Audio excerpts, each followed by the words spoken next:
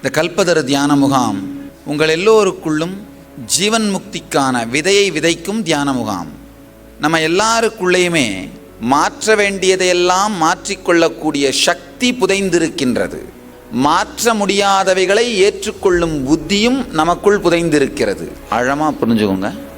மாற்றக்கூடியது கெட்ட பழக்கங்கள், மாற்றக்கூடியவை.